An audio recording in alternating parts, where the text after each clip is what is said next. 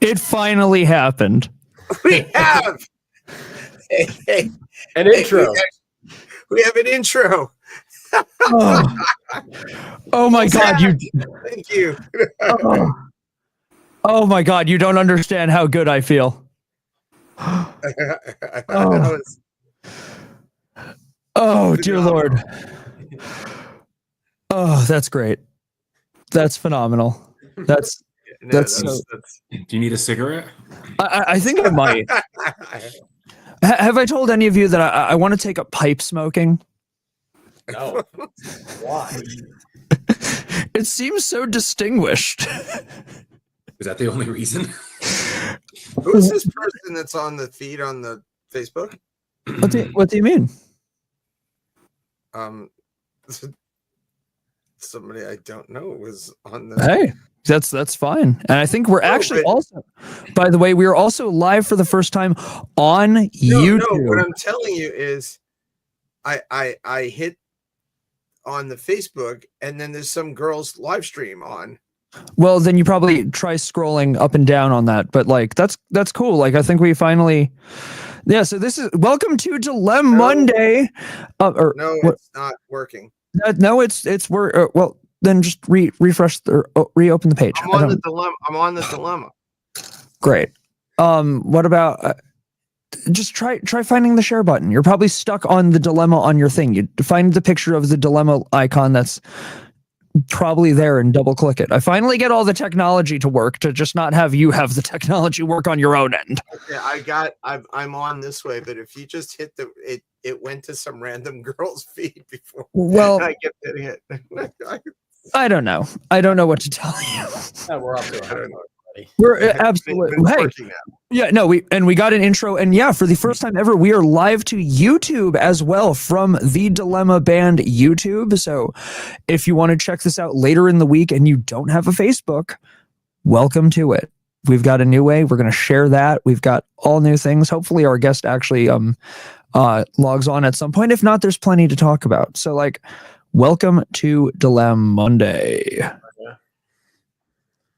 So crazy stuff, crazy little week going on. Already. Did we all watch the so we don't get sued? Did we all watch the big game last night?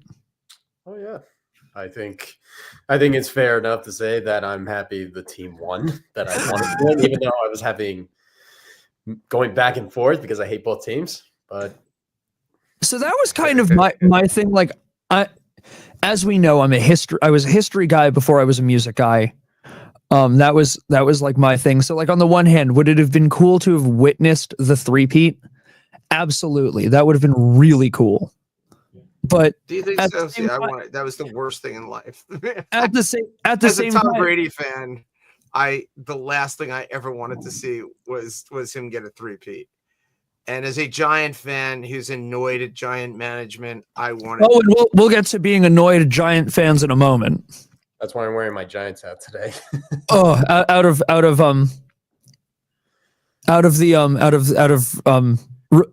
what's the word I'm looking for? Or because okay, let's just go there before we get to the game. Eli Manning, why is he not in the Football Hall of Fame? I have no idea. That's just dumb. This is the David who beat the only David who could beat the Goliath. This is the only man who was able to do it. He saw that No, that's not true. He lost once. To Nick Foles. Yeah, he lost to the Eagles. Just so if, you know, he did lose to a second-string quarterback once. He sure did. No, but he beat Tom Brady. He defeated Tom Brady. No, I'm not talking Eli. I'm saying Tom lost. Besides to Eli, he did lose one. I'm talking about Tom though. I'm not talking about Tom. I'm talking about Eli Manning. He is the David against the Goliath. The only one of two who were able to defeat him. But truly, Eli should be in. He won 2 Super Bowls. He has accumulate records. You know, he's got that stuff, and he also never got hurt really his whole career. He was a really steady guy. And your job is to win championships, and he won 2. So should be in the Hall of Fame. Plus, he's an icon. He's a personality. I think he made the game better. That's why he didn't get in, to be honest. I think he didn't get in because people are just jealous of the family. I think there's a lot of haters out there for no reason. It's true. Either that or his regular season stats are also not like crazy, like top notch. Yeah, but his accumulative totals are top 10, like all time. Like, you know what I mean? Like, so, I mean, he played a long time and he never got hurt. So he has huge numbers, but yeah, I think the fact that he also beat Brady twice too, not once, but twice being the GOAT. Come on. I mean, that's already enough to make you there. Yeah, you should definitely get in. But, hey, you know what? I watched the game yesterday. I thought it was the worst game I've seen in a long time. The Eagles basically crushed them. The defensive line manhandled the Kansas City Chief offensive line. Kelsey looked like an old man out there. He couldn't get open. Poor Mahomes didn't have a second to even think to do anything. The Eagles' defense was just great. That's what it came down to. The Eagles killed them. They said not today. They said today is our day. We are not having this happen. They knew the responsibility on their shoulders. And hey, did they show Jason Kelsey's kids though? I want to say, Dad, Uncle Travie didn't win. Uncle Travie didn't win. So we can be upset for Uncle Trav. Uncle Trav. The Eagles won. Your mom and I were rooting against my brother. It's but yeah, no, that I would yeah, like I said, game was kind of disappointing overall. It was boring, to put it mildly. You know, we could talk about all the performances. I want to say, yeah, I liked Lady Gaga. I thought she did a great job. I thought showing the 14 victims from New Orleans from the terror attack, I thought that was classy, that the way the NFL did that. I liked how I think it was the first Super Bowl I can remember where they were very thematic. Like you knew this was going on in New Orleans. This was the New Orleans Super Bowl. Like it was, you know, from John Baptiste, his rendition of the anthem I thought was incredible. Again, I'm not always big on the giant like the really somewhat pretentious music nerds, but he demonstrated a great performance. That the ending, how he ended it, and the home, that's called the New Orleans turnaround. So even into the anthem, they injected just a little more NOLA in there, which was really cool. Well, we had just seen John Baptiste a few weeks ago at NAM. Yes, he was the headliner at NAM, and it was great. You could not walk. So for those who have ever been there or have just been to the Anaheim Convention Center and where the Hilton and the Marriott are, you're talking about not a lot of distance. It took me 15 minutes to do a 3-minute walk. Like there were just a gazillion people. You like literally had to push people to get out of the way. He he drew a big crowd. Let's go there. It was ridiculous. So his popularity. I was gonna say also, like, there's something else. If you've watched him on TV, you've watched him in an award show performance, you might not be able to get the full energy and fully get it. And I can understand where people might not have liked him before actually seeing, but getting to witness him live on stage and how he captivated the entire audience was so cool. He won a ton of respect. I don't see what you're saying. I'm not a fan of his. I just said there was a lot of people there. I didn't say it was good. I don't get it. I don't get why he's so famous. I'm missing something. His voice is average. His showmanship's not great. Like, I don't get it. I'm going to disagree with you on the showmanship. I think he's a very good showman. I love when he pulls out the melodica. I love. Why are you on your phone, by the way? Like, I'm sharing I'm in so many freaking groups. I had to share it into all the appropriate groups. Well, here's what I wanted to do. By the way, Dave. So I had some friends. They were asking about our other guest, Jesse, and they're like, "Oh, but that comedian, I've seen him a few times. He's great." Oh. When they saw your name on there, so the Dave Sheehan comedic genius is well known. I had like 4 people today say, "Oh, I'm coming on because Dave's on." So I wanted to pass that over to you. Thank you. Good to know the people are joining for all sorts of reasons. We love it. Which, by the way, I saw a TikTok today, and Dave has seen Liam perform. Liam did this thing about showers today, about not fitting in a shower, being 7'1", staying in hotel showers, and how horrible they can be. Oh boy. Yeah, even at my height, I've been in some that were just like this stall was not built for me. I agree with that. Like, you can't even like widen your, like, you need elbows when you're washing yourself, and I'm constantly bumping the wall because there's nowhere to move. You need dimensions, all 3 in a good shower. No, it's true. Like, with height, it's like I don't understand. Like, to me, that's one of the most important things, the shower, right? Like, get up, go to sleep, whatever. I need that shower. Yeah. In fact, we were not this weekend, the weekend before, we stayed in Stowe, and we stayed at this B&B rent a house deal. So the Airbnb. Remember you're talking is about it really that, an Airbnb if it's just a house and you're not sure whether it's still an Airbnb? That's literally what an Airbnb is. You can stay in just a room. I've done that. Like a room where other people are. Yeah, so it's open to multiple different kinds of services they offer. So we were there, and you know what? The house was in a great location. The rooms are great. The beds were fantastic, actually.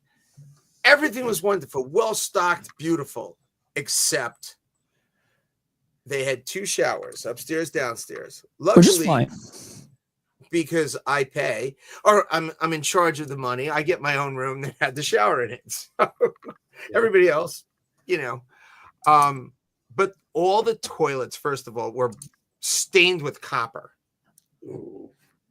Which looks a lot worse than it really is. It looked terrific. Nice. So that's the first problem. Yeah. So you go from a top rating, right? Now just we're going down. Yeah. My shower actually worked, and I had hot water. It was a drip shower where it wasn't, I like the water flowing at me, right? This was kind of like dripping, but you could smell the copper in the water. Like, after you washed, you felt dirtier than when you cleaned. Oh, it was. No, I am Copper Man. But evidently, my bathroom. So Corey came downstairs and used my bathroom, and the other guys used the top shower as their bathroom, and then there was another. So they actually had 3 bathrooms, 2.5 bath, right? But the upstairs, evidently, the shower was not only not good, but it was cold too. There was no hot water in the upstairs. So day 3, the guys are like, "No, let's just go home." I showered still, but it went from being like a 5-star or a 10-star, depending on what your star rating is. Let's say 5-star. It goes down to like really like a 3 because the shower in the bathroom was just not good. It's such an important part of anywhere you stay, and there's no bad one. Really does cut into your experience. Yeah, no, like if the bathroom, especially the shower to me is like so important.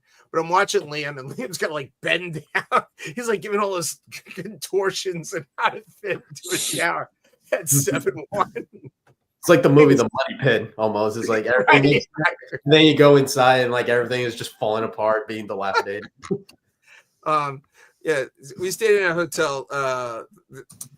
I'm going to give a. This weekend we stayed at a Crown Plaza in the Waltham area. Bathroom was great. Had one of those super flush toilets. Love that stuff. And the shower was hot. Didn't feel like copper. It's beautiful. It's a good hotel. I was very happy. You could judge a place by the bathroom. That's probably the best. I'm really going with that. And the bed. The bed. Oh my. So Holiday Inns, I'm sorry, like the whole Holiday IHG chain, their beds are great. Their beds are superior. And the worst is the Marriott. I hate Marriott beds. I've stayed in a Marriott recently. Oh. Well, what did you think? No, I don't think I've stayed at a a Marriott recently. I've never really thought about like quality of accommodations by hotel chain. Obviously, certain ones are going to be better than others, but yeah, I would rather a firm bed. But I don't know that I will remember a bad hotel room. I don't know that I'd necessarily say I'll never stay in that chain anywhere again because of like if you stay at one chain 3 times and like in your experience, all the showers are terrible, then that's just like, all right, that's something this establishment doesn't take care of, so I don't want to stay in that chain anymore. But you can have one that's really good and one that's really bad just because of whoever happens to be running it. Oh yeah, who runs it? No, but Marriott, whoever their purchaser of beds, their mattresses, and when I say Marriott, we're talking Marriott Courtyard, we're talking JW Marriott, the whole kit and caboodle. They go with those soft mattresses. And some people like soft mattresses. I like firm. So the Marriott is not my favorite chain because of their mattresses. It's a great hotel chain. I like Marriott hotels, but their mattresses, where IHG hotels, Intercontinental, Kimpton, Indigo, Holiday Inn Express, Holiday Inn, they just have nice beds. They're just comfortable for me. And their pillows are better. These are important factors. They are. This is stuff I mean, you probably have traveled more than I have. I don't even think about this stuff till I get into the place and it's like, all right, let's see what we got. I hope it's not terrible. Well, like I said, last year we counted. We stayed in Corey and I stayed in over 150 hotel rooms, or 150 nights in hotel rooms. Not to say 150 hotel rooms. And when you sleep in a lot of hotel rooms, you start knowing which chain has what. And obviously price is important. Location is always very important. But, when it comes down to it, then am I going to be comfortable? I got to get some sleep. Of course. Oh, yeah. Of course. Yeah, you got to perform and work, and you got to be in good shape. Can't go into the amphitheater smelling like copper. Exactly. Yeah, that's terrible. By the way, we have a comment. We have the Westin beds are the best. I haven't stayed at a lot of Westins, but that sounds accurate. And Westin is a Marriott hotel chain, part of the Marriott Corporation. But I'm going to say this, that yes, I believe that the Westin beds are different than the rest. I think the St. Regis also has a different, and the Ritz-Carlton have different than the regular Marriott. But the Marriott Courtyard, regular Marriott, Sheraton, they blow. But the Westin, I have stayed in nice hotel beds, so I am with that. Kelly, I agree. But yeah, no, it's just like I said, there's someone who stays in a lot of hotel rooms. By the way, Friday, the band had a really cool gig, but we had to be in New Canaan. I'm not going to mention the place because it was a private function. But we had a whole band gig. And Steph was there, so we had 5 people. We had to be there at 10:30 a.m. in Fairfield County. Oh, jeez. And we were playing from 12:30 to 2:30 in the afternoon. Oh.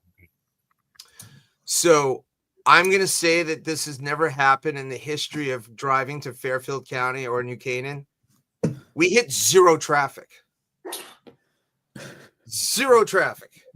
It's rare, but it was crazy. No traffic.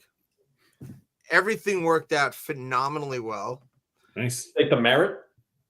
The merit was great, dude. It was amazing. That's so rare for that to happen. It's like spotting a white dolphin. They're out there, but you rarely get to experience them. But wait, so there's more on this too. So we get there, we set up great, like no stupidity. We set up, we're ready, like we're waiting around ready. And then here's a 2:30 in the afternoon. We end the show exactly on time. We clean up in less than a half an hour. That's just that doesn't happen.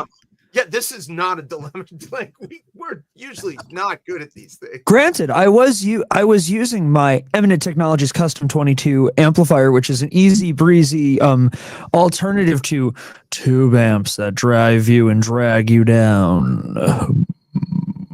Yeah, so the Eminent, it was a plug. The ET22, it looks like a picture frame. It's only 16 pounds, and it works for both electric and acoustic amps. I mean, guitars. No more tubes driving you down. That's just right. I'm usually the creepy one on the show. We're really going for the radio show vibe, aren't we? Yeah. Well, we do have the new podcast machine, and we did have for the first time in 5 years, we had a theme that was actually made by Corey Riemann. No, absolutely, and it was awesome. We're about 5 seconds away from Corey in the morning. Oh my God! Yes, no. So, but wait. So I gotta finish. Don't give me toys. We clean up. It's 3:00. Waze, the Ways of Oz, doesn't take us on the Parkway at all. Back roads? All back roads. We get off in Danbury. 84, I'm assuming. 284. We make up 15 minutes of the time that they said we were going to be in Avon, which was going to be 5:15. Oh, wow. We get at Avon at 5 p.m. So not only do we not hit traffic there, we don't hit traffic back to Avon, and we get 15 minutes off the time estimated. That's like the now, most here's the kicker. We got to get to Boston. Corey's got a solo gig that night in Boston. Oh, He did the full band gig, so now we got to get to Boston at a place he's never played before, the Ford Tavern, which is very nice in Medford, Massachusetts, beautiful place. Now it's still tight. It's 5:00. We got to pack. We get in there. Lisa jumps in the car. We get rid of the band. Lisa comes in. Stage 2. That's still, on a Friday night, not giving yourself a lot of time. 3 hours to get to Medford, which is over the bridge from Boston. So it's even a little further. We get to Boston with zero traffic. We're in Medford in 2.5 hours. We're unpacked at 7:30. I should have played lotto. It was incredible. Everything that could go right did.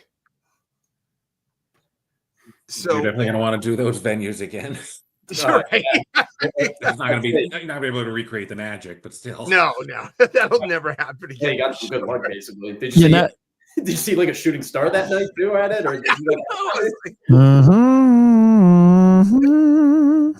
like I said, it was everything worked. No one would have known that. I was sweating bullets all day because I'm sitting there because those who know I'm neurotically crazy. I sit there. No, really. How are we going to get packed on time? There's going to be cars in where we are. The people are going to be coming in and out. How are we going to get in and out?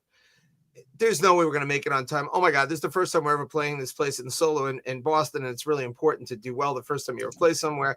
And if we show up late, it's going to be horrible. None of those things go bad. It went well.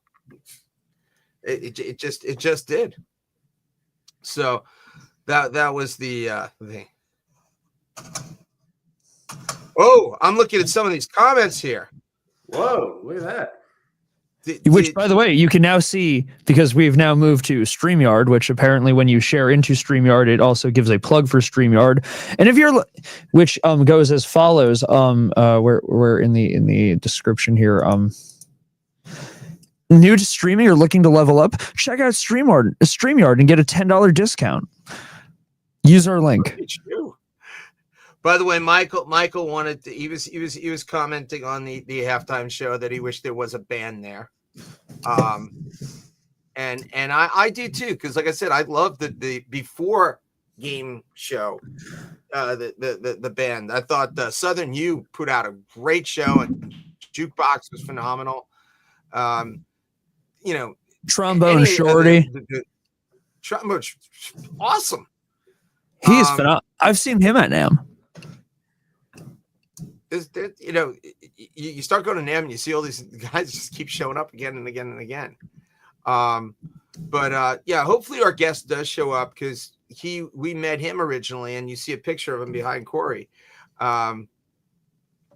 Jesse. So Jesse Hughes has a phenomenal story, and I don't want to give it away just in case something happens and we schedule him for another time. But the man's a survivor. Yeah, that definitely. He's a rock and roll eccentric. Yeah, from the Eagles of death metal, had a hell of a story behind it. He's just an interesting guy. It just, there's a great documentary on his story. If anybody, it was Corey, what's his name, son? Colin Jesus Christ. Hanks. Colin Hanks. Tom Hanks' son did a documentary on the Eagles of death metal and what happened in France a number of years ago when they were performing. If Jesse gets on and whatever, I guess, we might as well tell the story maybe before he comes on, if he does get to go on. But a number of years ago in 10 Paris, years ago. Yeah, it's already a decade. 10 years ago, he was playing in Paris, the band at a very famous club in Paris. And there were people who came in with guns and started shooting and killing people. 89 people were assassinated in the theater. And somehow his band realized what was going on. And the questions that I want to ask him, just how do you know what to do at that period of time? He was able to, and his group were able to figure out what was going on, and they were able to escape. That's a traumatic thing, obviously. Just beyond anything that happened that day. And I watched the documentary again today a little bit. I highly recommend anybody watch what happened. Watch what these guys had to go through though afterwards, because some of their friends did get killed that day. I mean, 89 people were killed, and a number of other people shot. And these guys kept it together and went on tour afterwards, because they weren't going to allow that to stop them. And it's just such an interesting story, how this band came together, how they practice. It's a great story of someone who just has survival instincts. First of all, he moved from South Carolina as a little kid to going to California in itself has got to be like a huge that's a jump. Culture shock, right? South Carolina to going. But then his best friends, his bandmates, Josh Homme of Queens of the Stone Age fame. And these guys practice in the desert, in the middle of the desert, make it as loud as possible, have these giant parties, 500 people show up to their parties out in the desert. It's a blast. and they just have creative music. It's different. He doesn't play the guitar the way other people play it. You know, it's unique. And like I said, the story of the band is just crazy what they went through and their mental how everything happened. Trials and the tribulations that come from that. But I was even looking at his gear, and I can't wait. And again, I hope is able to come on, because he uses different gear than other guys do. You know, he's not using like Fenders and Gibsons. He's using stuff from Australia. I mean, he's unique. And as I said, a true rock and roll eccentric. You know, he's just neat stuff. Yeah. Yeah, the company, the Matan M5500, like George, let's see. Yep. No, he just cool stuff. Is the brand that he uses, the Matan guitars. And I'm trying to think what else he uses. A Yamaha. It's like I said, he doesn't pick like normal, you know, the name brands that other guys do. Run of the mill ain't the mood there. Yeah. But, you know, some of the questions I want to ask, and you guys probably had some other, you know, I want to know how you get to that next level. You know, we always talk about it, Dave, James, you know, how do you jump from doing shows out in the desert with your buddies to playing all over the world? You know, how does that next step happen? How do you go from a regional act to a universal act?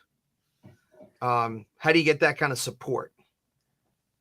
It's you know, these are really great questions to ask, especially for someone who did it not in the box of how it's supposed to be done.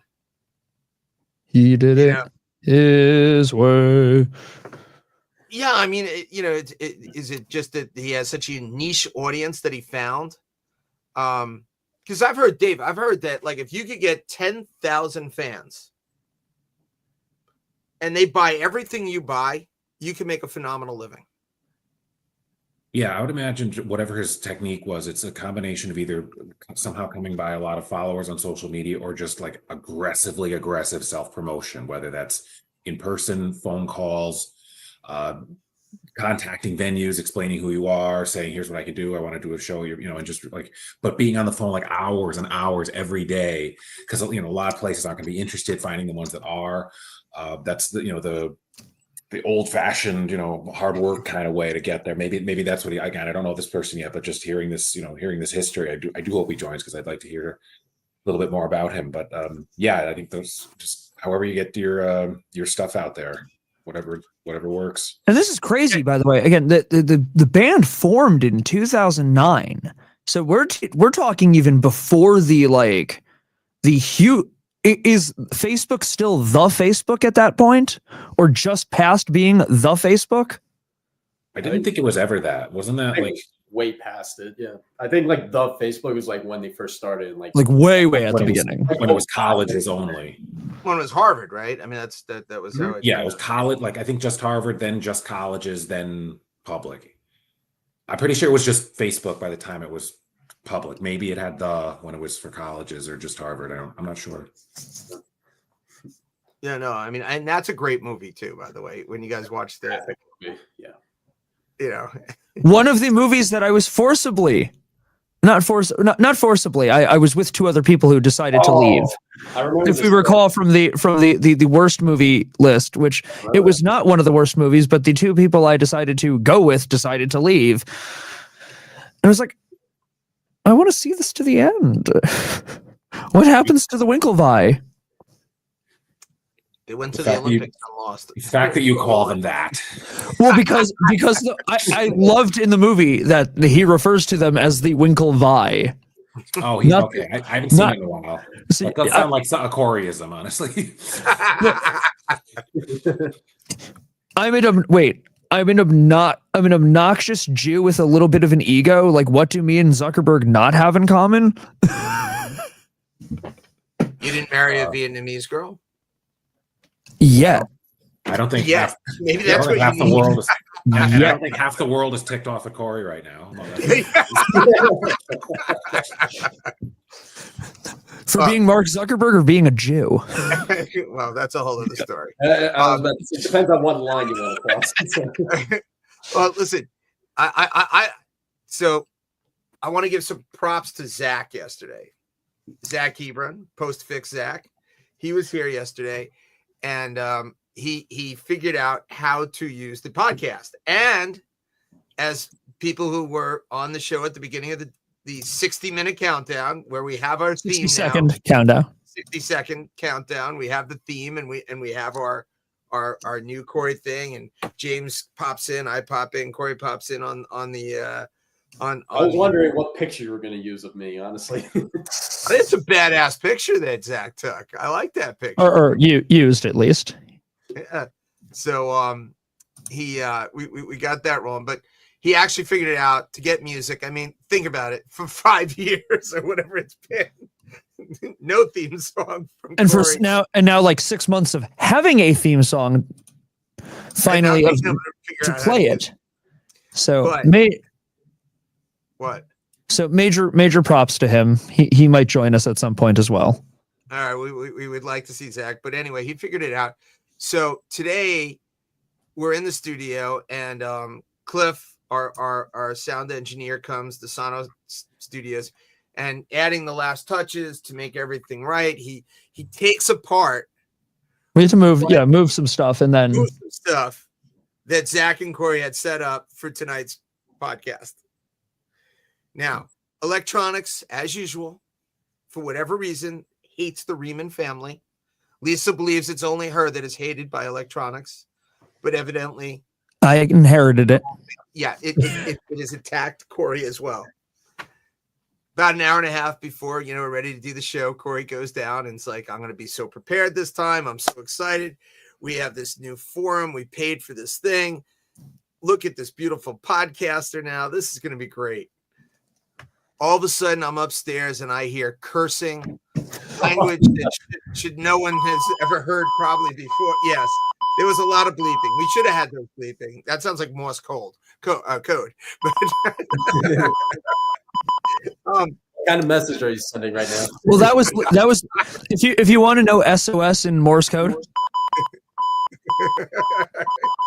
Really? I just thought you were going to go for Steve Martin and Planes, Trains, and Automobiles. Oh my God! You should have heard the cursing that was coming out. I went into a full nihilistic. Never have nice things. I went into a full nihilistic episode over this. Blown opportunity. He's calling Zach. He's texting Zach. Zach's like, "What do I do?" Just like smack him in the face and like, get it together, man. Get it together. It was just literally a moment of breathe. He's as we all know that I will lose my temper sometimes as well. Really? It's like, shut the F up. How do you not know what you're doing? I don't understand. Zach was here all day yesterday. This is all supposed to be figured out. Why did they see? Look at Zach. He's shaking, right? I came in here for 5 seconds just to do this.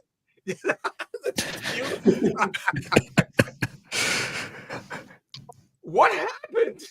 What's going on? No, we were praising you. Yeah, we were saying how you were a hero, by the way. It was a heroic moment. Zach stepped in, calmed Corey down, smacked him in the face by virtually smacking him. Virtue of virtual. Yeah, I told him I'd be a therapist. Corey's like holding the camera, and Zach's like, "All right, try this, try that, get this, do that." I was going to go personally grab Cliff and kill him for what happened too. There were many things going through mind of how and why this was not working and why Corey was having a nervous breakdown and annoying me. I have a running joke that you guys have like a gremlin in your basement. Because like every time I go over there, it's just constant. It's just like what? So I understand the sentiment. That's why I told him. I understand why you're irritated. Because every time I come over, I am too. Do you think our house? Do you think our house is on like a Native American burial ground or something? Like, Yeah, I think so. Which I watched wing? a movie last night where they had to sacrifice women to a box so that way the guy would remain strong. And I'm wondering if you have to sacrifice something to a box, like a person, so that way you can keep your shit going. I didn't follow that. What? You probably don't. It was like a movie I watched on Netflix yesterday, or some horror movie where they were sacrificing women to like some box, and that's how the guy like remains strong. So I was wondering if there's like a gremlin in your basement that you have to sacrifice like virgins to keep the technology going. I'll put that on a list to think about. Yeah. Well, now you got to think for your Halloween party this year. Yeah, Lisa, we need to have a sacrificial something in a box in the basement because technology will then become our friend instead of the meanness that it is. I do see that your shit's working now, though. Yeah, no, it's working great. Of course, Corey's like pulling out all these speaker cords. Like yesterday, Zach had it perfect. It looked beautiful. It was sleek, neat. Corey ends up taking out 25-foot cords, wrapping them around, popping in new HDMI cords. But we haven't showed it. I'm very proud of him. You got it working. You know, not without your help. Worked with Diane long enough to figure out how to be MacGyver to make what should be easy harder than hell, but yet it worked. Well, that's what I told him. I'm like, I literally just have a USB mic attached into my computer with my camera as another capture device, and that's it. I have not. My equipment is like the most minimal thing you could have, and it works. Right. And we have to have, you know, a few $100,000 worth of equipment that we can't figure out how to use. Yeah. That's what I'm there for. I like to play with your toys. You know, everybody likes to play with toys. Which, by the way, we have a whole bunch of new guitars. I know. And we have how many on the way coming? We have 3 guitars on the way.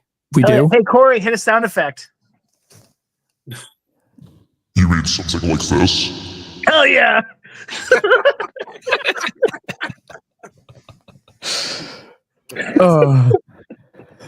Yes, because as we all know, the Corey does not have enough guitars. It's a sad state of the world. If you leave 2 of them in a room together alone, that's what's like gonna happen. Wow, those are some smart guitars. Right? Very smart guitars. Let's get it on. There is a what do we got? We have a gold tone coming, a gold tone acoustic electric that for the price might be one of the best guitars in the world for the price. We have a close 12-string. What's the nickel fiber? So it's a carbon timber. So the carbon timber, it's carbon fiber that's injected with nickel to allow it to have a somewhere between a carbon fiber and a wood tone, which is wild. Oh, we lost Zach. Zach is he signed off with a wave. He's like, my work here has been done. You're on. I saved you. The curse of the house still continues, but he has gone on. We have that, and then we have a custom-made Frankenstein guitar coming our way too, being made by John Nagel. So, what's the key to that guitar, Corey? There's a lot going on. We'd be here a while. But I guess for the guitar nerds, it has a set of humbuckers that when you have a humbucker, that's like you have two regular pickups that are wound together to get rid of some of the extra noise, as it were. You can make it so you have half the power to sound like a different kind of guitar. This one, there's a lot going on. I don't want to bore the entire audience. But by the way, Nancy has texted Jesse. I saw that. Yeah. So hopefully he can. Nancy, you rock. Yes, you're the best. We appreciate it. So hopefully he will at some point go on. What did Fran say? Eclectic, not eccentric. Oh no, he's both. He's both. Yeah, no. If you go on his Wikipedia page, I was just going through. There's pages and pages of his Wikipedia. You have an actual. I love this. Oh, I always print out. If we're gonna do something, I unlike you actually do homework research. You know? I do research too. I just don't need the pages for it. You know, I care about the trees. Listen, and then I take notes too, so that I can ask intelligent questions. Well, what good are intelligent questions? What do you want? I live with you, so I don't get any.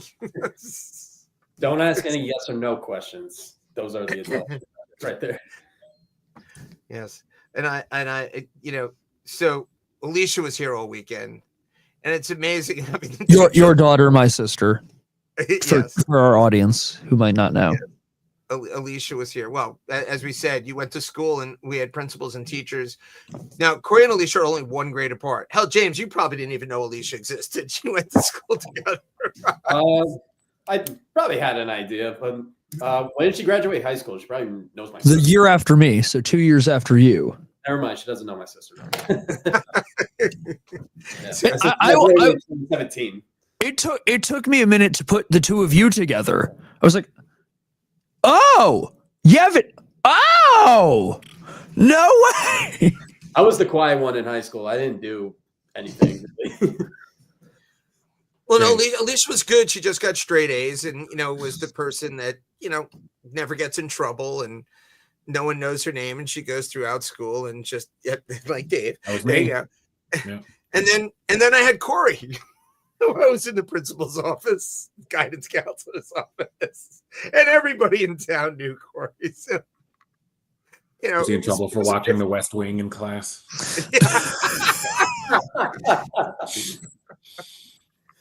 No, it was just, it would be one stupid thing. Like, he never got in trouble for doing anything that was really bad, but he got in a lot of trouble for doing stuff that might have even been good. It was I'm like, I'm Charlie Brown. I don't know where so? that came from. No. I feel like I feel truly like I'm the non-animated Charlie Brown with, like, you know, like it's insane. You don't have Snoopy. No, I'd be a lot better. I think that's the only reason why he did better than me. Charlie Brown? I'm not following the analogy. Yeah, I'm missing this whole thing. Everything bad that could happen to Charlie Brown happened to Charlie Brown. Good grief. Like, he, you know, he got a rock. Yeah, he was kind of like the Murphy's Law kid. That I mean, I don't know what you think. Bad stuff happens to you all the time. I think you land on everything works perfect for you in the end. Perfect. No, I end up alive, not perfect. Again, there's a big difference between lucky and, you know, managing to survive.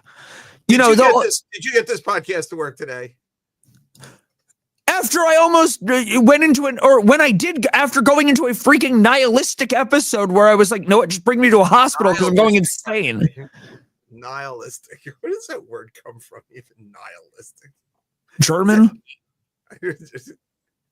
Sounds Egyptian, the Nile. That's if it's hyphenated.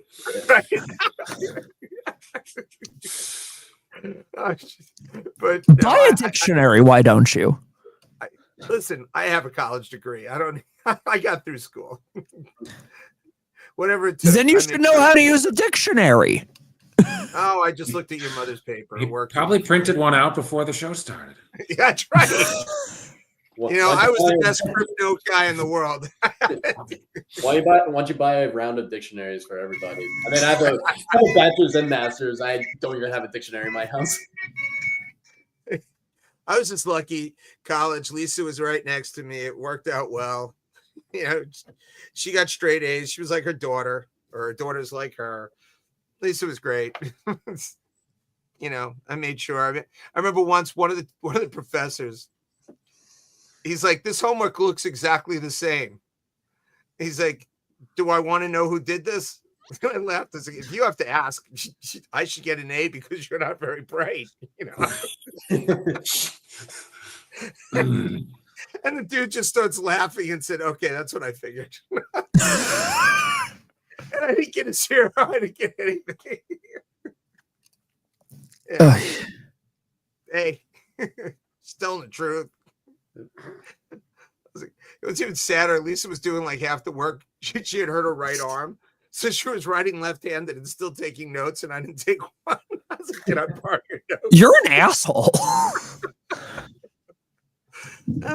I mean, excuse me. You're a hole. All right, Fran said something about Fonz. Are we talking Fonzie? I assume so. Arthur Fonzarelli. By the way, my favorite show as a kid. Was it? I loved Happy Days. How do you know I didn't say I didn't. I would. Well, you said but like your favorite. I didn't know. Like that. That's like a bold statement. That's like that's a big like. It's a big choice there to have a favorite. Listen, I ate vegetables because Fonzie ate vegetables. Do we need to hear more? And I came from a family that did not like vegetables. My father saw something green and it wasn't money. We had a problem. Come on now. So, yes, I loved Arthur Fonzarelli. It was cool. He snapped his fingers. He hit the thing. The jukebox worked. I mean, this was great. How could you not love Fonzie? And now he's doing those ads for the anti-cataract drugs. Actually, I was thinking about. Do you think he just hits the patient in the eye and their cataracts are no longer there? If they don't pass out from the impact. Think about a person whose character has changed from Fonzie. Like, he has never played a cool guy since Fonzie. Like, figure he has played the biggest nebbish, like Woody Allen type person in every role since the Fonz, right? Like, what was that movie where he works in the morgue? He's with what's his name who plays Batman? Oh my god, Michael Keaton. Michael Keaton. He's in the movie with Michael Keaton. They're in the morgue.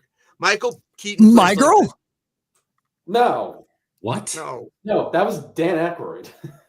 Yeah, you're so wrong. Like, the wrong morgue movie. They work in the morgue. Oh no, that's a funeral. That's a funeral home. Never mind. Oh, well, I mean, anyway, Michael Keaton and Fonzie working in the morgue there, and he's like this nebbish guy who's losing his hair. He's always like getting he can't think. He's losing his mind. Michael Keaton's just fun loving, and they end up running a brothel out of the out of the morgue. Talk about a stiffy.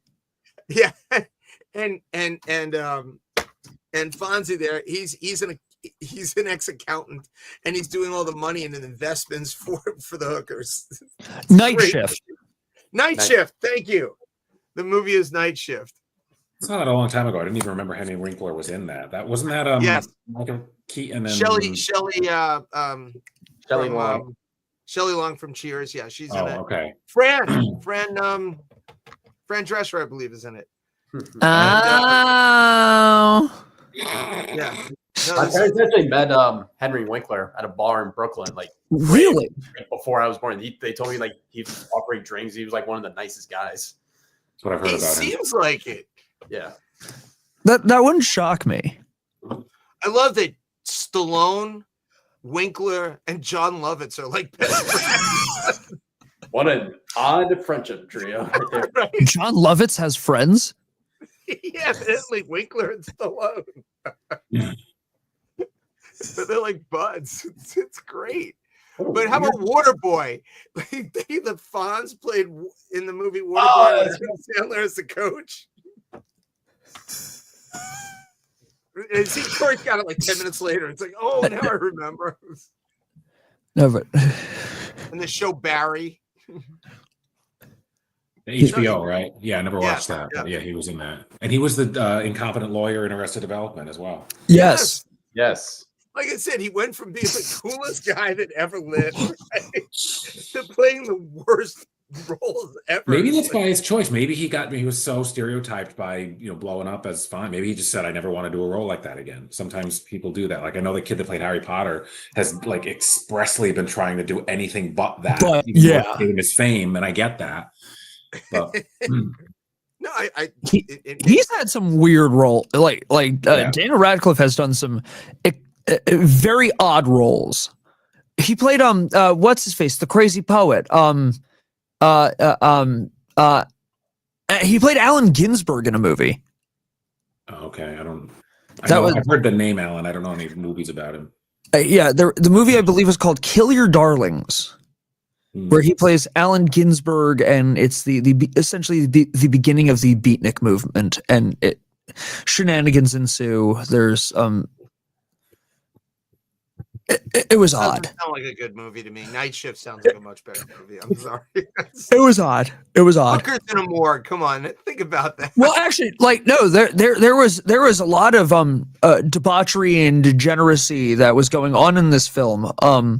This movie had everything, but very. They used the hearse to bring the hookers. Not a date night movie. Insanity. So I'm gonna say. So by the way, James, what's happening this week in baseball? Spring training. I'm finally excited for that. Can't wait. Pitchers and catchers. Thursday. I know. I'm excited for it. So excited. That might even be worth a trip to Florida or Arizona. We could do a podcast in Florida. Can we though? Florida. That's the. I don't not if you're running it, but if we get someone competent, we bring in. Maybe we'll bring Pete. We'll get Pino to come in, and be the podcast king for that.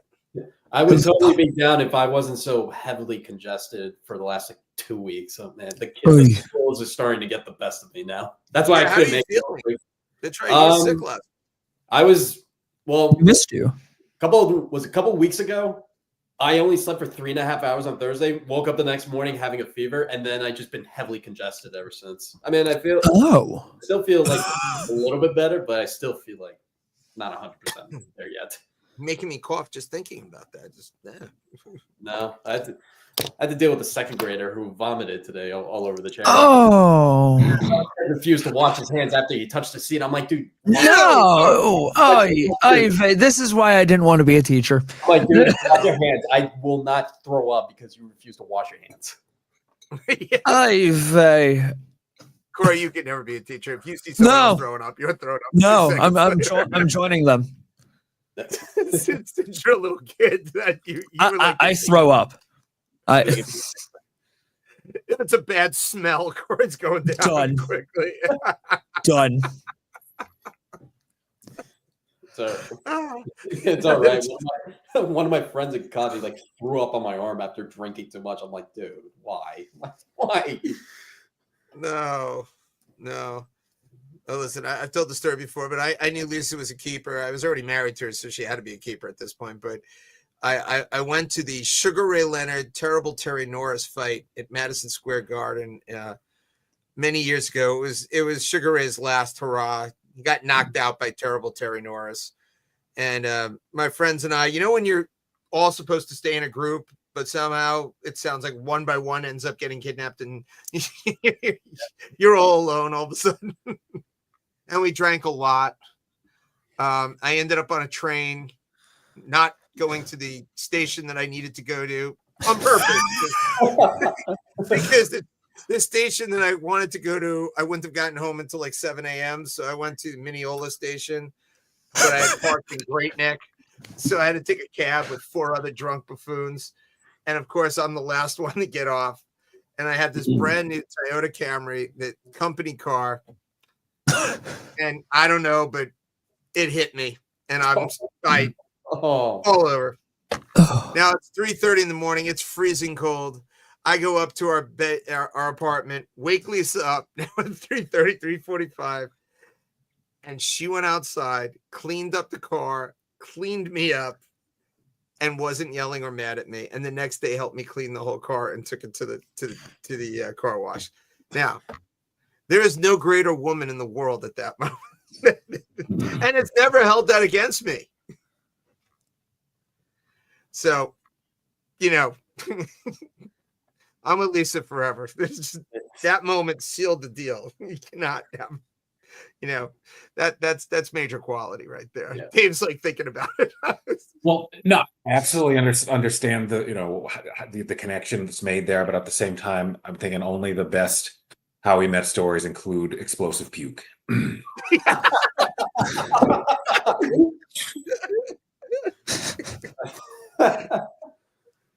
Oh, that's every great story ends with puke. Someone throw. Is it really a story unless someone throws up? In quotes. I guess so. Well, it harkens back to that quote I've always heard. No great night ever began with someone eating a salad.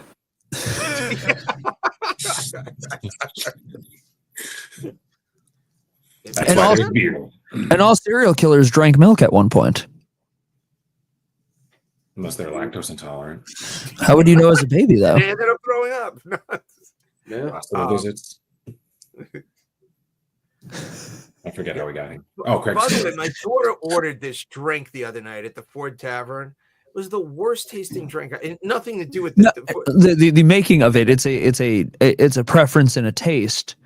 What was it? It was like a chai bourbon vanilla. It sounds like it should be really good, but I think it also sounds like it could also be really, really done. I don't know whether chai tea or vanilla was, but there was a lot of bourbon in it, and it was just gross. She took about 2 sips. I'm sitting there. You, Miss Lightweight, can't even drink a half a glass of wine, and you're ordering this drink? I mean, I realized it was on my tab, so why not try it? But, at least... that was the worst drink I've ever had. I'm like, what were you thinking, Alicia? I mean, look, I know I'm boring. I drink vodka and club soda. And I also love, with a twist of lime or lemon, right? And I also love the question, do you want it to be Tito's? All right. And the 4 people, can you taste the difference between Absolute, Finlandia, but whatever the hell, the goddamn Smirnoff? Can you really taste the difference, honestly? No. And Tito's? No, they all taste the same. Vodka's the blood of liquor. You can put vodka with anything. Is that the universal recipient or something like that? Yeah, no, it is. You can use vodka. You can use vodka with like juices. You can use vodka with like creamy based drinks. You can use vodka. Vodka goes with everything, and yeah, by its nature, yeah. By the way, have you looked at some of Kelly's questions? Yes. Or are you answering? So I actually, when she was saying that you could buy the Weston beds. I've probably told this story on before, but not one time, but Lisa and I were staying at the St. Regis Hotel in New York City.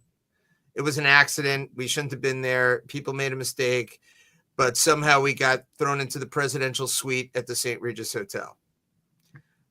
We had a butler at the hotel named Woody. Woody the butler. They used Waterford crystal. It was the most magnificent thing. There was a fireplace, wraparound, a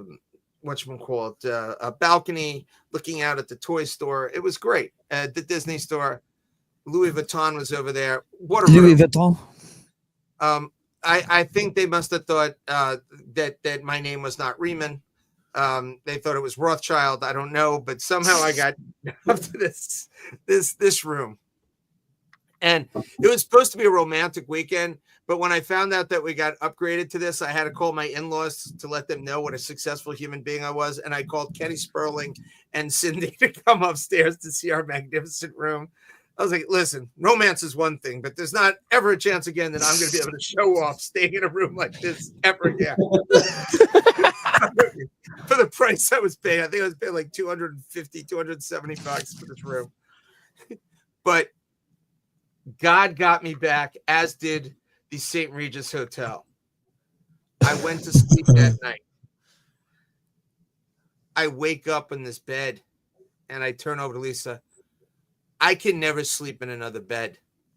This bed is just the most magnificent bed I've ever slept in my entire life. I need to buy this bed. $3,500 later, I had one of the beds from the St. Regis Hotel delivered to my house. So, wow. It was magnetic. I don't have it anymore because you're only supposed to keep a mattress for like 10 years, whatever it is. And you went well over it. Yeah, I would too if I paid that for the mattress. I'd be sleeping on that thing for 40 years. Like, it's gonna be there's still life in it. Find new feathers, put marshmallow fluff in there. I'm gonna make this thing last. It was a magnificent bed, but yes, so I do the beds at the St. Regis and the West and some of those, because that was from the Sheraton side. That's not really from the Marriott side. So they still have, probably their own buyers on that end. But I bought a $3,500 mattress from the store. Yeah. I'm just a little eccentrically whacked as well. Was a supermodel lying on it when you bought it? Is that why it cost so much? Yes, her name was Lisa Riemann, by the way. I'm kissing up to her so good tonight. How did you piss her off earlier?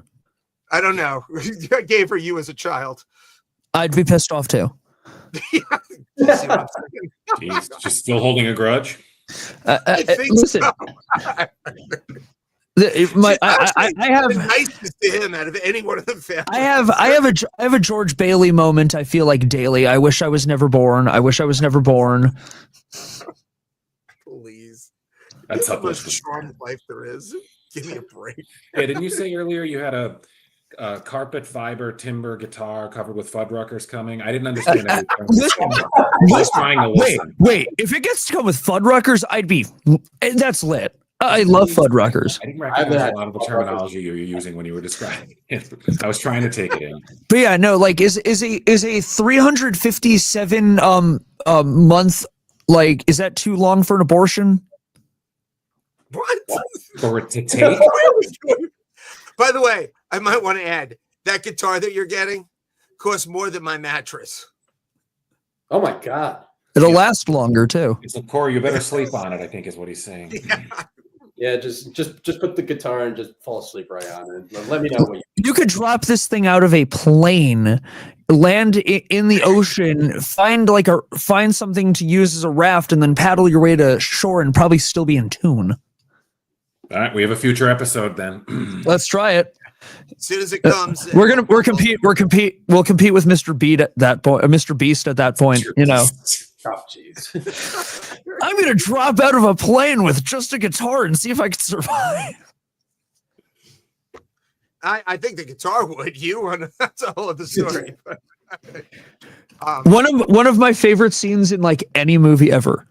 The second Indiana Jones movie, where they're in the back of the plane and they take the raft and they jump out the plane on the raft down the mountain.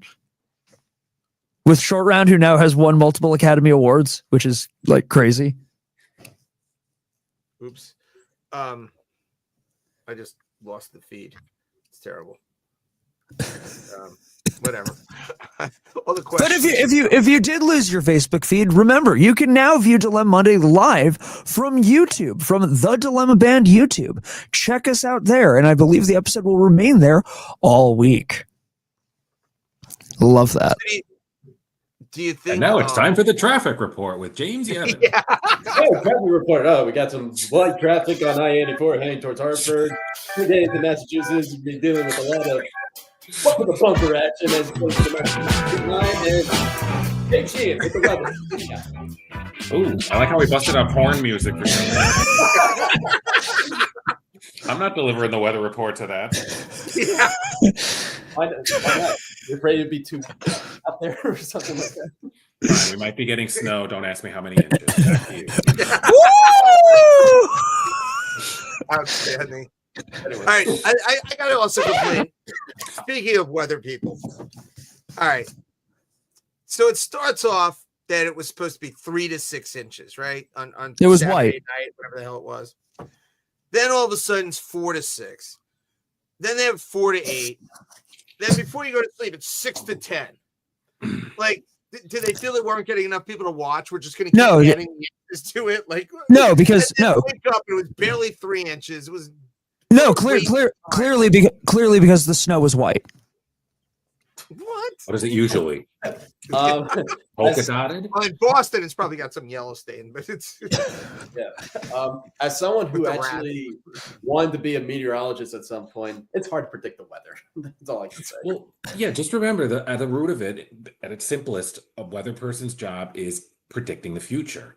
So they're going to be wrong sometimes. Also, I think with just climate change and all, just how rapidly the jet stream pushes things, it looks like it's going this way. And then there's a huge shift in the front and it just goes north at the last minute. So yeah, it seems like they're wrong all the time, but I don't, the stuff that we're using to track it I feel like is as good as it can be. But yeah, that's still going to, I feel like it happens more now than it used to. I listened to that NBC thing, that Doppler, their super Doppler is the most accurate thing in the world. And they have a snow monster and my wife. Don't you dare insult Snow Monster. Please. Your mother. Don't you dare. She makes excuses for the weatherman all the time. I've never seen a weather junkie before. This girl groupie. She is a weather groupie. And she's like, well, the Doppler and this could change. And you have the European model. And then this one, I'm like, what? Really? Are you kidding me? And plus, what do the Europeans have to say about the weather? Listen, I missed school, I think, one day in the storm of 1978. We had a whole bunch of snow in New York, and then we had an ice storm, and we finally closed. Today, you live in Connecticut where we have snow all the time. We close every other day for school. James never has to work. It's amazing. I'm not complaining about the snow. Litigation was not a factor in snow cancellation. No, but literally, when Corey and I were at school and we got 1 to 5 inches, we're like, "Fuck you guys! You're going to school." even if you wore your pajamas inside down and backwards and put the spoon under your pillow, we were still going to school. Oh yeah. What did the spoon do? I don't know, but they always said put the spoon under your pillow and wear your pajamas inside down and backwards, and you'll have a snow day. It didn't work. I never heard that. Okay. I just thought you were weird. No, I was doing smack as a child. What's wrong with you? Yeah. And you were doing all these cockamamie stupid things. Had you just listened to Snow Monster Snow Monster was not there yet. We are geriatrics at this point. Snow Monster was not there. By the way, I did on a again. If only on a gig for in a few weeks. They were looking for an under 30 in their 20s band. I'm like, well, Corey, you better get this one quick because you don't have much longer to be an under 30 guy in your 20s band. Thanks, bitch. You're almost 60. I am just about 60, so that's. But I'm proud of it. I'm the only guy who celebrated getting an ARP card. I liked it. I could go to Denny's and get 15% off, even on eggs. Beat that. Corey, I'm closer to 30. I have 4 months, 4 to 5 months left. You're like the half point between me and now. I don't know what that means, but no one does. That's a good refrigerator magnet right there. It's halfway between me and now. By the way, Kelly also asked you what's your favorite song to play. Ooh, Ooh. It's not the dilemma theme because it took you 5 years to do it.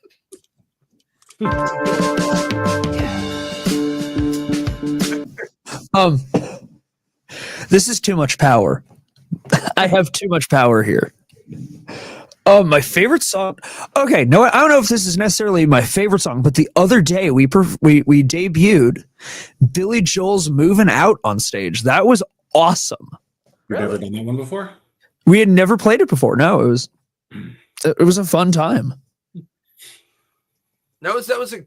You ought to know by now. Oh, Cadillac.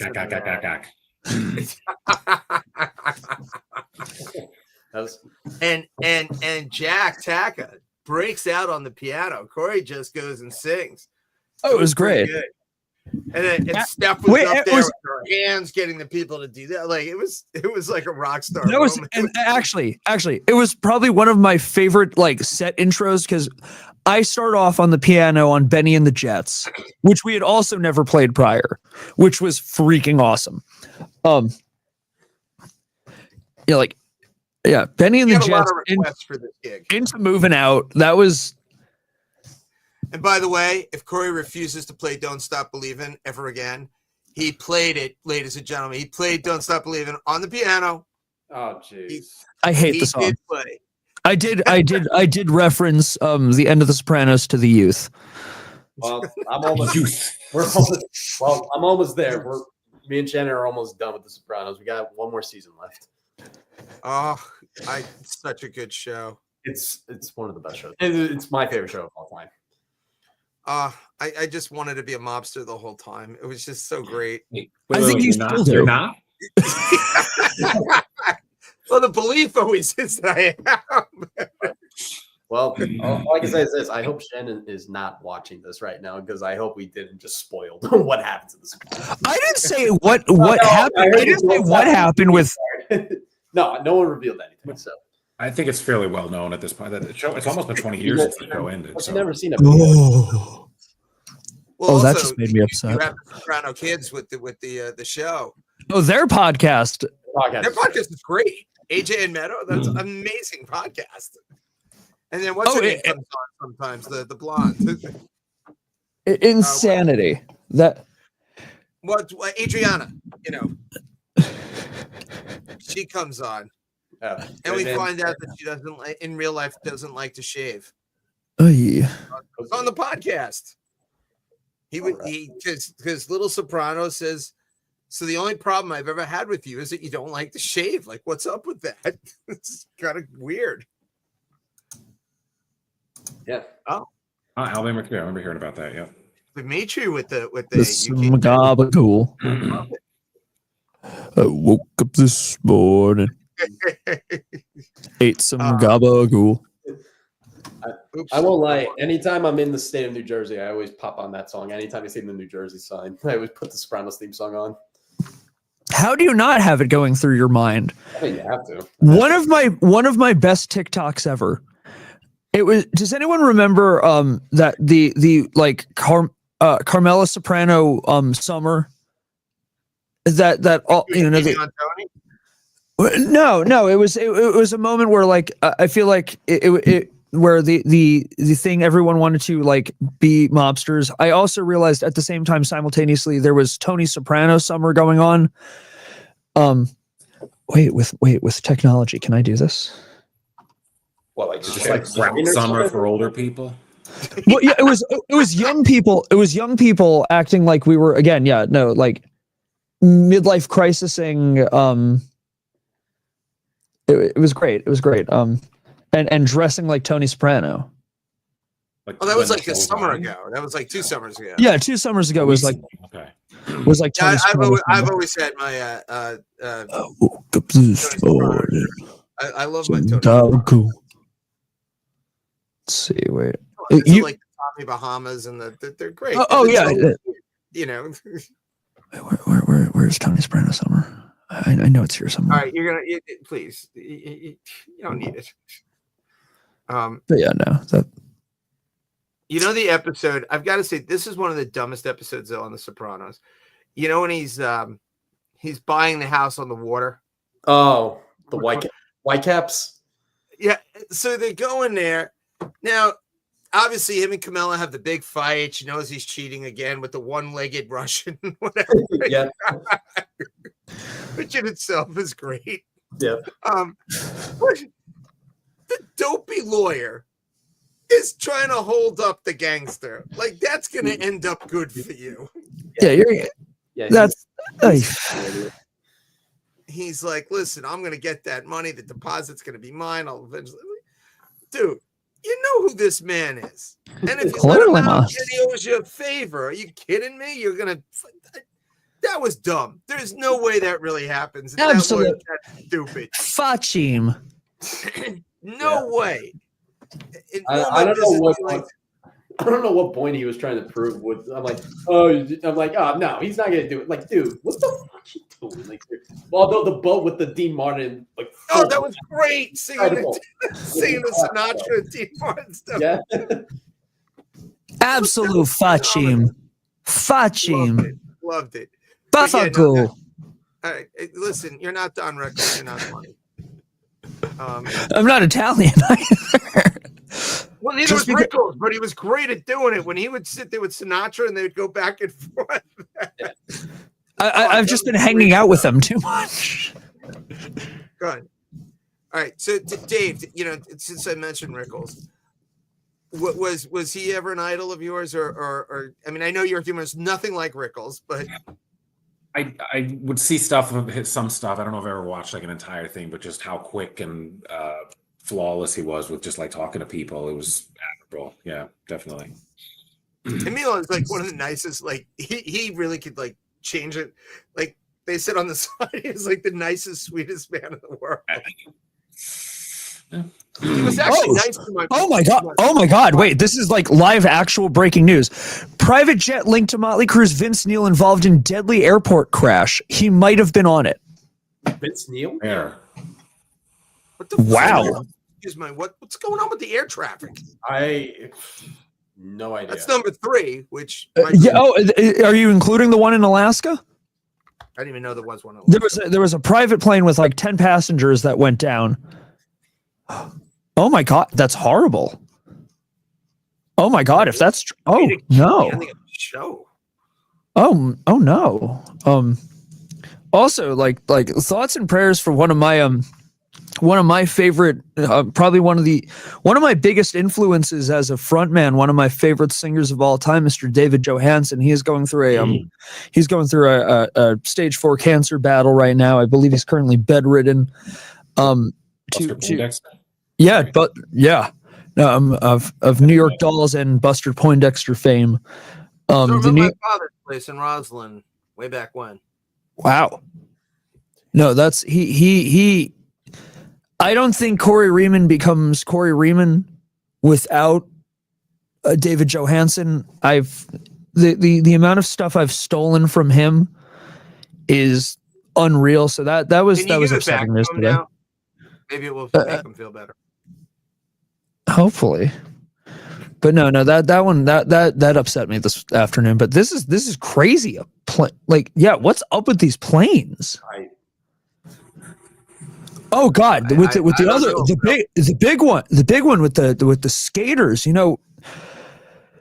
So the hockey, the T-Birds, we were playing we were playing in Hartford, and we got when we got to after the game into the locker room, I found out about it, and we were all like, oh, whatever. And then we found out that they were skaters, and they were 2 of them were skaters at the ISCC in Simsbury, the International Skating Center.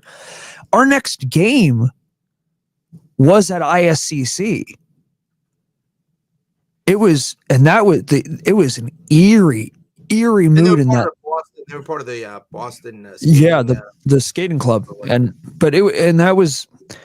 that was freaky because they had the 2 coaches. They were Simsbury people, and we went there. And the night after we played, they had a vigil. So it was just really weird finding out about the game. And we don't usually play at ISCC. That's the other part that's crazy about this whole thing. We usually only have makeup games at ISCC. And it was all of the circumstances of it was horrifying. And again, our thoughts are with all of the families there. That hit as about as close to home as you possibly can have. Hey, let's get these planes like staying in the fucking air. Yeah, no, I'm glad we're not going any place on a plane for a while. I think the next time I have a plane scheduled is June or Going July. next week. Mine's in April, flying to Seattle, and actually taking a cruise to Alaska for my. Oh, me too. I'm doing that too. Yeah, in July. Oh, I'm excited about that. Like that. Me too. We're flying to Seattle. What cruise line are you taking? Crap, that's a Shannon question. Obviously, you had nothing to do with this. Man smart, woman smarter. It's me and her family, literally all flying to Seattle and then taking and then I believe it's Norwegian, but don't quote me on that. Yeah, we're taking Celebrity. In July, I believe it is. Like, I'm pretty sure it's like July 12th to. Luckily, because I'm still old school, I still have an appointment. And I don't care if young people make fun of me for the rest of their lives. My calendar is great. I love it. I need to get better at things like that. I really do. Fly to Seattle on July 10th, come home July 19th. Hey, there we go. So we will be doing that because, as I've also mentioned before, I've been to 47 states. That will give me number 48. Huh. And then we will probably the next year do Hawaii to get 49. And then we will still not go to North Dakota. I am vowing to be the first Riemann to ever step foot in the state of North Dakota. I'm sorry. Reach for the stars, Corey. Reach for the stars. Yeah. I'd be able to. He went to 49 states. He went to every continent except for Antarctica, but he refused to go to North Dakota. Teddy Roosevelt National Park, Theodore Roosevelt National Park is in North Dakota. He's my favorite. He's my favorite. He's not from there, is he? No, but when his wife and mother died literally hours apart from each other after his wife had just given birth to his daughter Alice. So he had on Valentine's Day, by the way, coming up. So he has pretty much as close to a complete nervous breakdown as one can have. He goes out. He resigns from the New York as a New York representative. In the state assembly, and he goes out west and becomes the Teddy Roosevelt we all know, the rugged outdoorsman, the macho, rough, tumble, coolest goddamn fucking American who ever fucking lived. But yeah, no, it was. He took his tragedy, he took the pain, and by the way, he grew up very weak. This guy had severe asthma. He wasn't supposed to live past his 4th birthday. The fact he made it to 60 is miraculous. So he goes out and becomes, the Teddy Roosevelt we think of out there in North Dakota. He's literally hanging out with the real cowboys and becoming the coolest dude who ever lived. All I know is he had the coolest house on Long Island. That was like your best. Damn right. When you live on Long Island, that's a great field trip. They take you to the house. You see all the stuffed animals in there, like real stuffed animal, like taxidermy stuffed animal. And you go through the house and you're like, this dude was cool as anything. Then they take you out to the beach. That he had the beach out there and there's clay, and you always find an arrowhead, at least back 60 years ago. For the namesake of the teddy bear, it's ironic that there are no stuffed bears inside of there. Every other animal, but no stuffed bear. His name was Ted. Yeah. But yeah, no, I love Teddy Roosevelt. That was good times. That was the best. When you lived on Long Island, you had like 2 or 3 really good field trips, right? You go to Teddy Roosevelt's house, which is in Oyster Bay. Then you go to the Vanderbilt Planetarium. You go check out the Vanderbilt House. You go to the planetarium, and that was good. That was a good time. You go to Belmont Raceway. Always a great field trip. Go see the horses run. You go to the Statue of Liberty, which is another great one. And then for all kids, rite of passage, you go to Eisenhower Park to go to Safety Town. And for the first time, you ride in a little car thing that you get to like be in a car at 3rd grade. And it's freaking amazing to drive. So those are your 5 or 6 great field trips on Long Island that we all looked at. Oh, wait. And if you're really lucky and you had a cool teacher, you got to go to the Long Island Game Farm and the Bronx Zoo. By the way, Children's Safety Town is still there. It is. It's cool. It Better is. than Disneyland. You get a badge at the end. Bitch, what? Oh, please. It was best. It was the best. And I got to go twice. I got to go with my class. And by the way, I'm using this new camera too, like on top of all the new stuff. Oh God. AI is everywhere. Yeah. Big Brother is watching. You can't spell Riemann without AI. Or IE. Oh no. By the way, Corey, it is now 9:30. Like I'm like upset to end it because like it's working. Yeah. Wait, play the theme one more time. Come on. Or should we do it? Should we do the built-in like outro? So we have like a different outro track. Yeah. Even the one that you used for 4 years. Absolutely. We can totally angered Eric Paradine so much that he doesn't want to do the show anymore. No, we love you, Eric. Please come back to the show. We love you. Know what? We were expecting something tonight, and something else happened. It was great. It was great. Yeah, it was fun. So, you know what? Hopefully, Jesse, we hope to get you onto the show. We hope to have you on at some point. But want to get Dimitri on. I saw Dimitri was watching tonight. Dimitri, we want you on, and of course we would with Dimitri. We also want the future Queen of Pacifica, Yes. Erin as well, to tell us about the potential, the new nation of Pacifica. Dave is so look at Dave. He's like, I'm looking forward to Pacifica. What are the rates? How do you get there? Then they have the little. I understand a percentage of the things he's talking about. Like if it's something I just don't have knowledge of or background in, then it's okay. But it might be something I don't know about. Maybe I'm jumping the gun a little bit on. Gotta wait until Aaron comes on. Well, yeah, she'll explain the nation of Pacifica, where she will be the monarch. But yes, everybody, I had a great first show with all the new equipment. James, give us some plugs, baby. All right. Well, as you know, my podcast, Common Everyday People, release new episodes every week. Literally, last episode we talked about most shocking sports trade because of the Luka Doncic trade to the Lakers, which no one had on their bingo card. But no, we release an episode every week. I don't know what episode we're going to be talking about, but always stay tuned. Luka sleeps with the Lakers. You know what Luka did? Lose $116 million. That's what Luka did. He's probably cursing the Aldersons really heavy right now. Probably, yeah. No, apparently there was like a conspiracy theory that he was overweight, but then he did a shoot with the Lakers. I'm like, he looks fine. Well, they said we're not paying. Gotta love a man in uniform. Extra. That ain't happening. Yeah. He lost $116 million for that trade.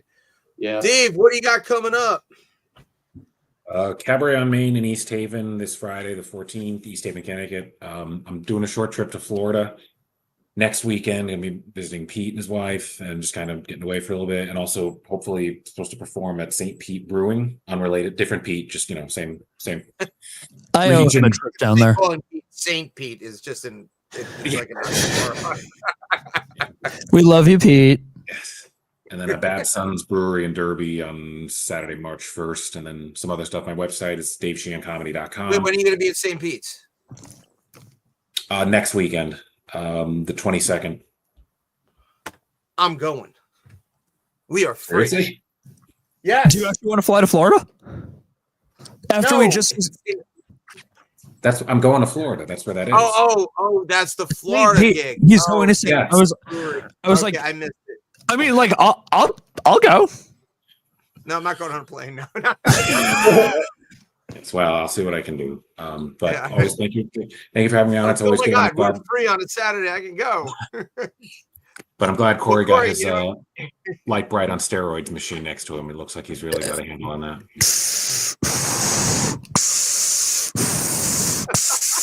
That's what steroids sound like? No, it's keeping me alive. Oh no. But you know what kept you alive that you figured out and use this podcast? That's the cost. Thank you, Zach. Yeah, Zach kept you alive. By the way, thanks Zach for showing up for yes. Our brief visit from Zach. Zach is like, you know, he's keeping me alive. Call me Terry Schiavo, but that's okay. We're making it happen. Life support of the show. What would a show be without a Terry Schiavo? Speaking of Terry Schiavo, Dad, do you want to pull a plug for me? Wow. So bad. Are you trying to get yourself canceled? I don't know what they're yeah. Well, the Dilemma Band will be back in Stowe, Vermont, the last day of the month, February 28th, and we'll be there March 1st as well. So that should be the next, at this point, that I have as a public show. Everything else would be private this month. So February 28th, we will be back in Stowe. Matterhorn is always a fantastic time. We will not be staying at the B&B that we stayed at last time with the copper shower, the copper water. That is not happening. We will be staying in town, though, at a nice hotel. I'm expecting at some point I will need to go to the hospital still for the heavy metal poisoning that's going on with me. We didn't even, speaking of, we never got to mention the Black Sabbath reunion, but we'll talk about that next week. We'll get there. So hopefully we have a we can get Jesse on in the future. But I will say it. I'm going to give a plug for his documentary. Watch the Bataclan documentary. I know the Eagles of Death Metal have new music that I believe is going to be coming out soon, if I'm not mistaken. Which is like the first time in like 7 years they're getting in the studio, which is awesome. It's the worst, best guitar player around. And again, also with him and also with Nancy. Nancy, thank you for continuously commenting tonight. Kelly Pop, thank you for the comments tonight. But yeah, just to plug Nancy, there are still efforts going on in Los Angeles for recovery with the fires. Check out Connecting Caring Community to their website, how you can do your part to help continue getting these people who deserve help back on their feet. I'm not a fan of the Dodgers, but I do have a special place in my heart for Los Angeles. So stay strong. We love you. We love your city. Thinking about all y'all. But yeah, what hell of a show. No, it actually worked out pretty good. Like I said. By the way, the song that I was going through all their songs today when I was doing the Jesse Hughes research, and the one that I like best. This is for all of you. I Want You So Hard. Great song. Phenomenal song. It really is. You got to listen to I Want You So Hard. It's just a badass song. Pitching a good. It's a workout song. If you want to work out, I Want You So Hard. I think that's my tomorrow morning. Love it. Yeah, that's my tomorrow morning elliptical song, I think. There you go. Get on that. All right, guys. Yeah. All right. Thank you, guys. Thank you for catching another Dilem-Monday. We'll be back next week with I don't know what yet, but yeah. So yeah, we'll catch you then. What's that song? Make it louder.